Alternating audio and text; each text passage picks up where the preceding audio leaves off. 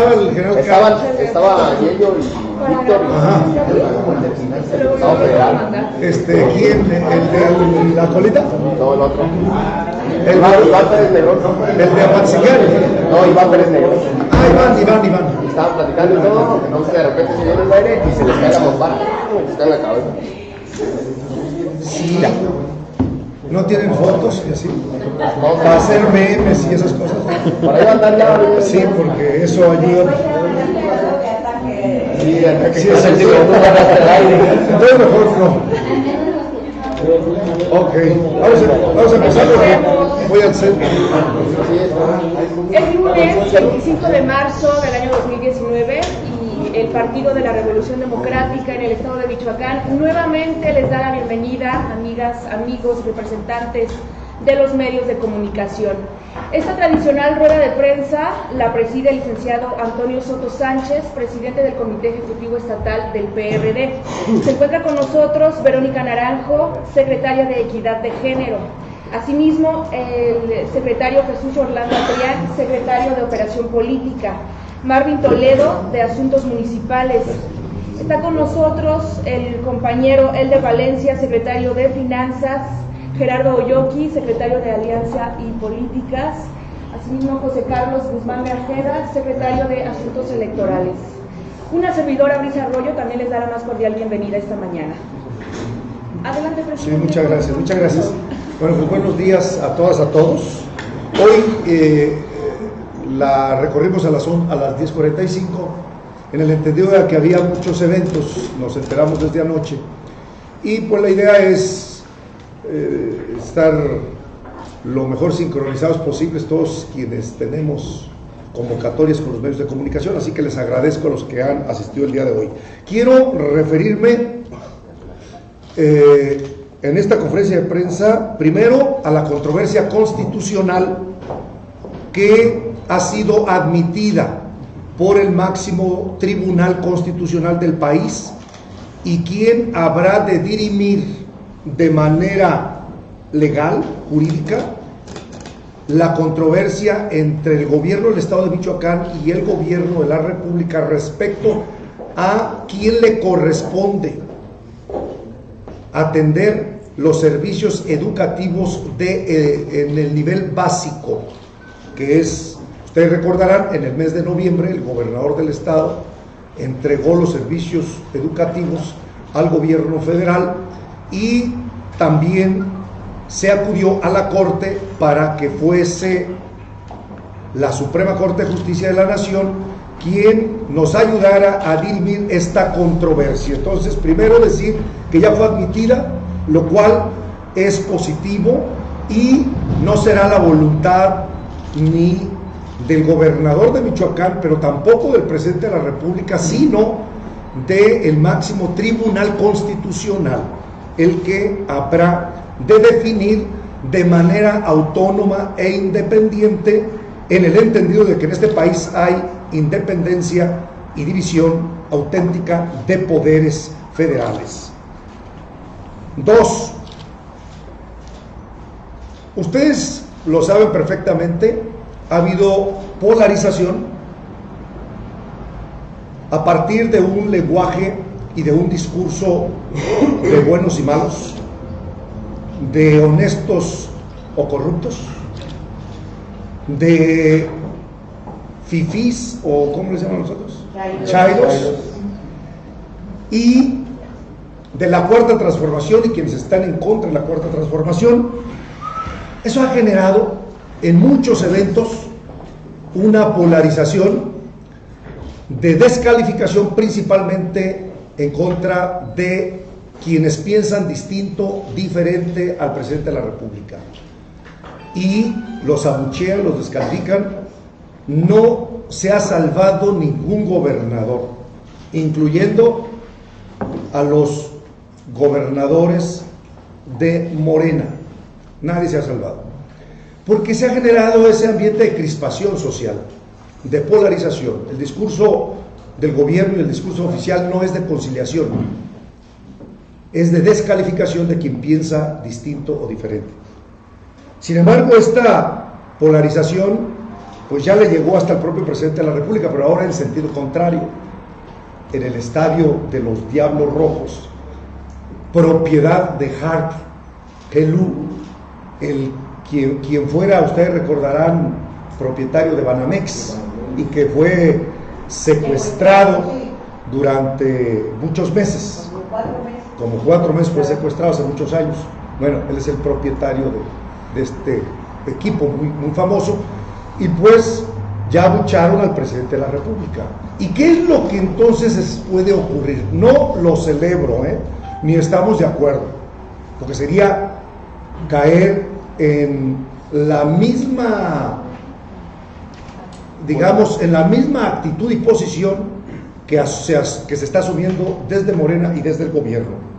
Pero quien siembra vientos recoge tempestades, y Morena y AMLO han sembrado vientos y van a recoger tempestades en muchos eventos si siguen con ese discurso de descalificación de los demás. Porque si hay buenos y malos, pues tanto entre buenos y malos en los eventos va a haber incluso confrontación, y eso no está bien. No generan un ambiente de paz, de respeto, de fraternidad, ni de buen trato entre los ciudadanos. Así que ahora sí que le dieron una sopa de su propio chocolate al propio presidente de la República por su actitud de descalificación de la oposición. 3. La Cámara de los Diputados aprobó la revocación de mandato. La revocación de mandato, que por cierto, algunos diputados que hicieron la mayoría calificada provienen o tienen su origen en el Partido de la Revolución Democrática. Gracias a estos diputados que fueron, yo digo que como cooptados, es un sistema de cooptación política, así se le llama en la teoría política, cooptación política. Fueron cooptados por el gobierno, votaron para lograr las 2/3 partes. Pasó al Senado y en el Senado no tienen las 2/3 partes. Es posible que coopten algunos senadores, eso no lo sabemos, es posible. Ojalá eso no ocurra. La izquierda siempre hemos estado a favor de la revocación de mandato como una prerrogativa o derecho de los ciudadanos, no como una prerrogativa o derecho del gobernante, porque aquí lo que se busca es como un lucimiento personal, aprovechándose de la popularidad, utilizando instrumentos populares, iniciativas populares, como es esta iniciativa de revocación de mandato, para legitimarse y para justificar lo que se pretende hacer. Aparecer en las boletas el 21 y distorsionar la voluntad del voto popular, porque la sola presencia de alguien que ya está en el poder en la boleta junto con candidatos genera una distorsión en la voluntad popular. No estamos incluso en contra de que haya consultas en un momento determinado para la revocación de mandato, pero no necesariamente debería de ser el mismo día ni la misma fecha en que se elija a los diputados federales. Podría ser otra fecha, una fecha distinta, un mes distinto, incluso un año diferente y distinto, para evitar la influencia que cargue los dados a favor de ciertos candidatos y de cierto partido político. Así que la revocación es una prerrogativa de los ciudadanos, no del poder. Y pues ya con tres, ¿no? Ya son. Tengo otro más, pero ya. No, lo de la controversia en la admisión de la Corte por la controversia constitucional, Toño, porque esto tiene más, o sea, nos interesa a todos, nos impacta a todos. Pero a mi duda viene en torno a esta integración de esta nueva magistrada, que es evidentemente que tiene una relación con el gobierno de López Obrador, y el impacto de hasta dónde la Corte puede estar presionada o sentirse presionada por parte del Ejecutivo Federal para fallar a su favor, porque tenía en el Ejecutivo la Secretaría de Educación y el Congreso, la Cámara, 30 días la iniciativa, la propuesta se aceptó el 4 de marzo, entonces para el 4 de abril ya debe de tener una respuesta, debe de una haber resolución. Pero ¿cuál puede ser la respuesta que pueden dar si esos convenios que se firmaron en el 2002, 14 se hace. 1992 y 2014. No son actos de sangre, vamos, o sea, yo no tengo ni idea, Toño, quisiera que tú me ilustraras eso. ¿Qué respuesta puede dar la Cámara de Diputados, por ejemplo, para decir que no acepta el retiro de Michoacán del convenio de la Corte? No, porque acuérdate que la Corte le da a la SEP y a la Cámara de Diputados para que respondan por qué no quieren, no aceptan quedarse con la nómina magisterial. Entonces, ¿cuáles podrían ser los argumentos y hasta dónde Michoacán está en posibilidades, de acuerdo a tu criterio, de ganar esta controversia? ¿Hasta dónde son las posibilidades reales? Bueno, yo digo que habría un pronóstico reservado en este momento, desde mi punto de vista. Ya está sometido el Congreso al Ejecutivo, lo que ocurría con el PRI durante muchos años. Perdón, porque ya no quiero hablar de la gente del PRI, porque eso tampoco no podemos estar. Luego muchos hasta les molesta, ¿no? Si hay muchos que me han dicho, oye, ya deja al PRI en paz, ya está prácticamente desaparecido y tú todavía lo recuerdas. Entonces, pero en aquellos tiempos es una buena referencia. Había un sometimiento de los otros poderes al Ejecutivo. Ahora lo estamos viendo en el Legislativo, un sometimiento al Presidente de la República. Concedemos todavía el beneficio de la duda y tenemos confianza aún en la Suprema Corte de Justicia de la Nación. Es cierto que ya tanto Saldívar se dice que llegó a la presidencia por influencia del Presidente de la República, como esta nueva ministra de la Corte, pero la Corte no son dos. Así que confiamos en que varios ministros que venían ya fungiendo como tales actúen como dice la Constitución. Y tenemos confianza de que pudiese haber una resolución favorable para Michoacán. Les voy a decir por una razón muy simple que considero que es razonable. Si no se le resuelve a Michoacán la controversia para los servicios educativos, Michoacán será un estado financieramente inviable. Tendría que cerrarse prácticamente todas las oficinas del gobierno y solamente dedicarse a hacer caja general para pagar la nómina de los maestros. No habría dinero para otras cosas. Son 3.500 millones de pesos de déficit. Se tendría que cerrar SCOP, se tendría que cerrar CEDESO, se tendría que cerrar prácticamente todas las dependencias, porque ese es el dinero con el que opera el gobierno en los distintos programas. Acabar con todo tipo de programas sería inviable desde nuestro punto de vista, pero sería inviable también Oaxaca, sería inviable Estado de México, sería inviable Guerrero, serían inviables los gobiernos de muchas entidades, que por cierto muchas de estas entidades es donde se vive una gran desigualdad y una gran pobreza, empezando por el estado de Oaxaca, Chiapas y Guerrero, con índices de pobreza mayores a los que tiene Michoacán. Entonces no puedes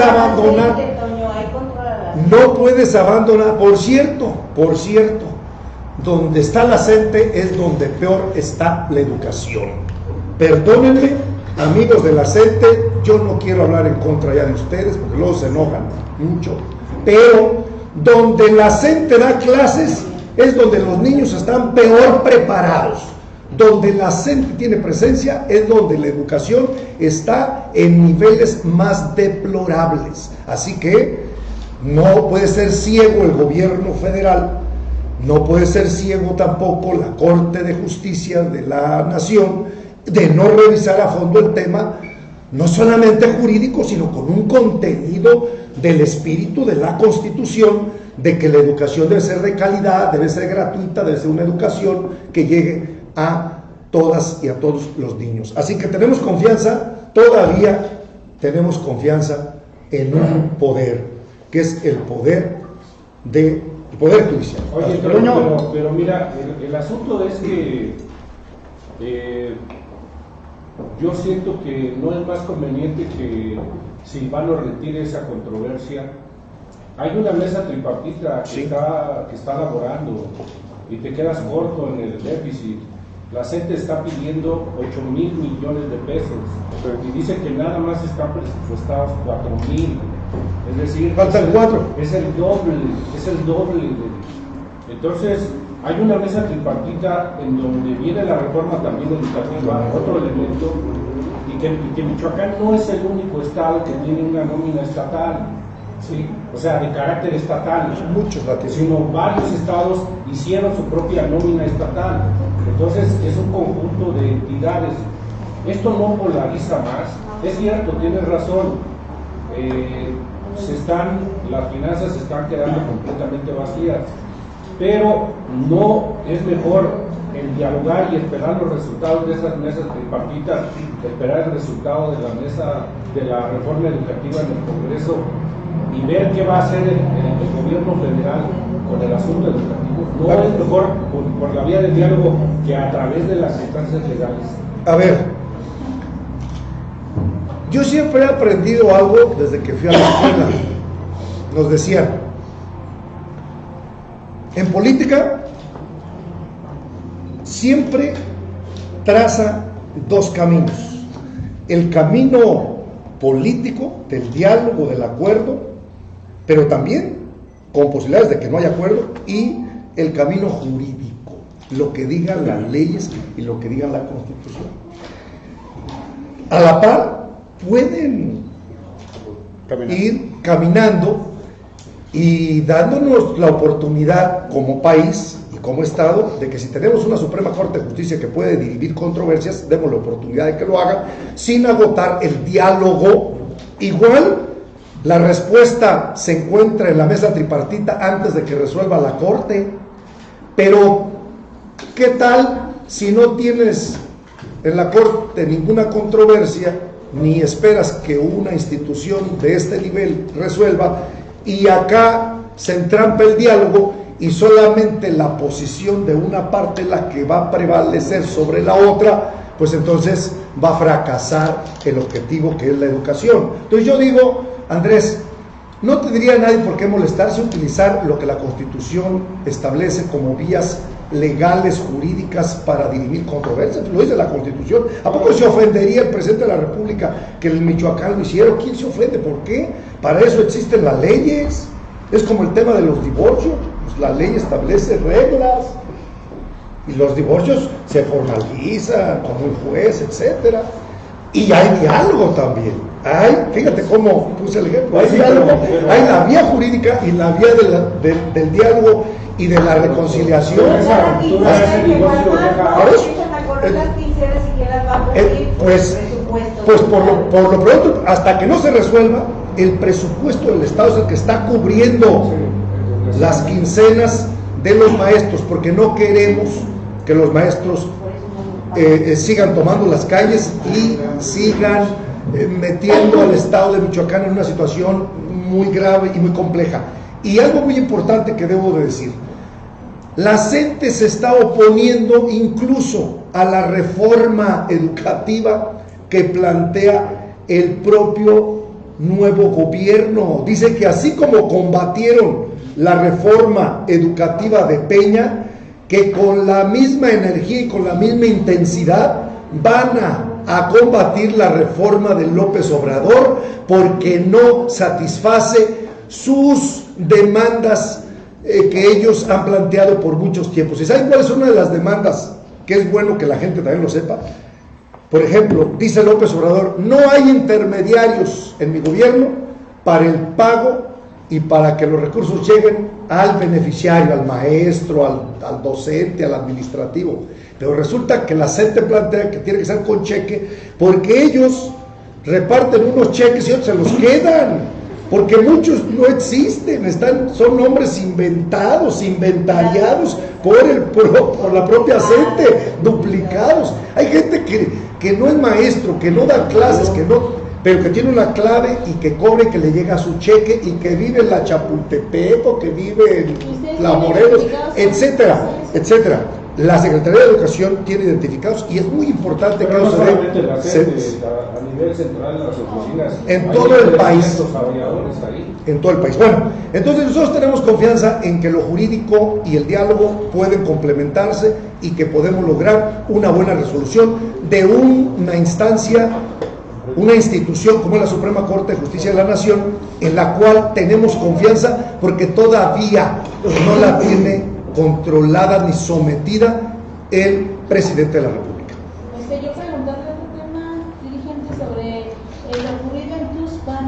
Se dieron algunos encuentros masivos donde estuvo presente Carlos Torres Piña, y bueno, esta renuncia masiva de varios habitantes de esta zona, y preguntarle si están para pedir alguna investigación a Jesús Mora, porque presuntamente habrían utilizado toda esta gente con recursos del ayuntamiento, y en dado caso pues había pedido la renuncia de algunos de los funcionarios del ayuntamiento. Bueno, a ver, primero, no es algo nuevo. Ustedes se acuerdan, tienen yéndose desde hace tiempo, e incluso, les digo algo acá entre nos, ellos, antes de las elecciones del 1 de julio, ellos nos traicionaron ese día, esa jornada electoral. Se decían perredistas, pero su corazón latía AMLO, y eran simpatizantes de closet, se puede decir. Públicamente no decían que amaban a López Obrador porque estaban guardados, porque como formaban parte de un partido político, entonces eran simpatizantes de closet de López Obrador, pero en realidad nos engañaban desde antes del